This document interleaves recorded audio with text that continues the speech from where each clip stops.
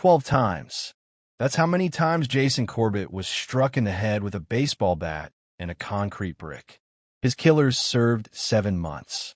7 months for a man whose skull fell apart in the paramedics' hands. And the woman who got a sedative 3 days before he died? She walked out of prison in less than 4 years. This is how it happened. Jason Corbett was born in 1976 in Limerick, Ireland, into a close family with his twin brother Wayne and sister Tracy.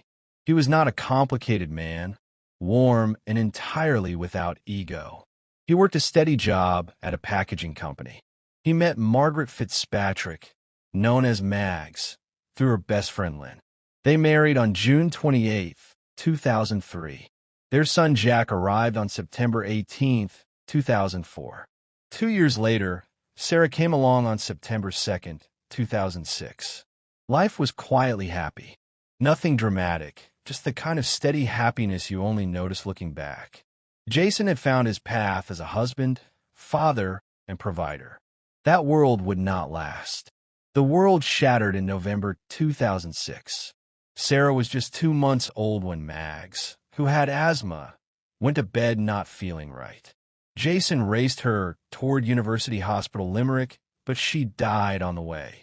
Jason was 30 years old with a 2-year-old son and a 2-month-old daughter. He did not retreat. He visited Mag's grave multiple times daily, bringing flowers and cards, telling her how the children were getting on. He ran the household, raised the children, and went to work. He was a devoted father who placed his children before everything else. His grief was channeled into devotion.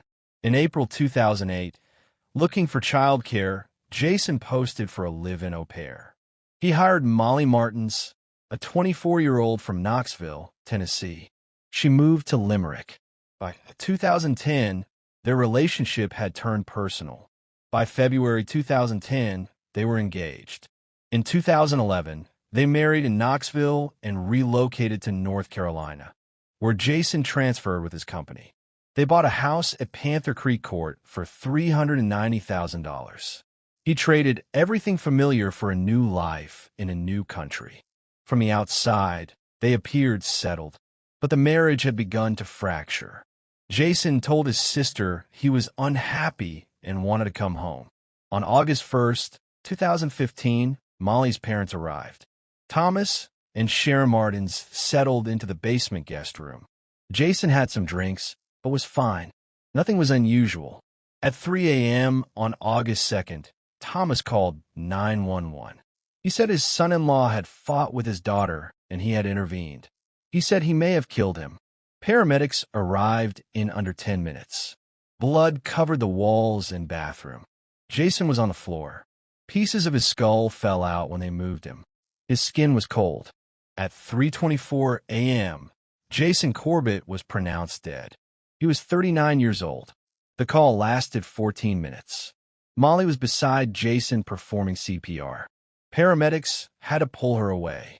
Neither Molly nor Thomas had any visible injuries. Thomas told officers he grabbed a child-sized baseball bat he brought as a gift for Jack. He went upstairs when he heard a disturbance and saw Jason with his hands around Molly's throat. He struck Jason with the bat. Molly struck him with a concrete brick. But investigators found no evidence of a sustained fight. The blood evidence told a different story. Hours later, Molly spent $5,500 having the house industrially cleaned. Jason's family flew from Ireland. Molly intended to have him cremated before they could see him. Authorities blocked it. Thomas spoke at length with investigators. His demeanor was composed and his account detailed. He was an Emory Law graduate and a 30-year FBI veteran. He understood what a successful self-defense plea required. He knew it hinged on convincing a jury they feared for their lives. But forensic evidence was hard to reconcile. Dr. Craig Nelson testified Jason had been struck at least 12 times. His skull was so shattered the precise number couldn't be determined. Forensic spatter analysis indicated Thomas had been standing over Jason when he swung. The pattern on his boxer shorts was consistent with someone positioned above the man on the floor. 12 blows minimum. The most damaging evidence was pharmaceutical. The medical examiner found trazodone in Jason's system, a strong sedative he never had a prescription for. Molly got a prescription for trazodone just 3 days before Jason died.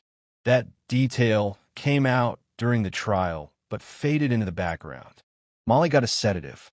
3 days later, her husband died with that same sedative in his blood. By the time paramedics arrived, Jason's body was colder than expected. The 911 dispatcher noticed something else. The caller, who said he'd performed chest compressions, wasn't even breathing hard. He sounded completely calm. No one ever explained this pattern. It was a smoking gun that went quiet. In January 2016, Davidson County filed second-degree murder charges against Molly and Thomas. Thomas, a decorated FBI veteran, would now sit on the wrong side of a defense table. Investigators uncovered a witness. Joanne Lowry had worked alongside Thomas for years. She testified that before Molly and Jason's wedding, Thomas expressed dislike for his future son-in-law, describing the Irish guests as rude and rowdy. 2 months before Jason's death, she said Thomas told her, "That son-in-law, I hate him." The pattern is methodical. He had contempt for Jason. He brought the baseball bat as a gift. He called 911 with striking composure. He attempted to cremate Jason before his family could arrive. Jury selection began on July 17, 2017, in Lexington. Molly and Thomas pleaded not guilty. District Attorney Alan Martin laid out the prosecution's case. Jason had been hit so many times the autopsy couldn't count. There was a sedative in his system he'd never been prescribed. He was cold when paramedics arrived. Prosecutors claimed a motive. Molly believed Jason wanted to take the kids to Ireland. In his will, Jason named his sister Tracy and her husband as guardians. Plus, there was a $600,000 life insurance policy. The defense argued self-defense. On August 9, 2017, the jury returned its verdict. Both were found guilty of second-degree murder and sentenced to 20 to 25 years. In 2020, the North Carolina Court of Appeals overturned both convictions. In March 2021, the Supreme Court affirmed. Both were released on bond. On October 30, 2023, they accepted plea agreements. Thomas pleaded guilty to voluntary manslaughter. Molly pleaded no contest. Second-degree murder charges were dropped.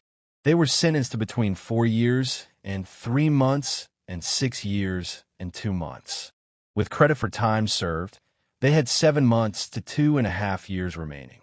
By June 2024, both were released. By June 2025, they completed parole. Tracy became guardian for Jack and Sarah. The judge called Molly's custody claim deranged. Jason was buried beside Max. He was 39. He was loved. He is gone.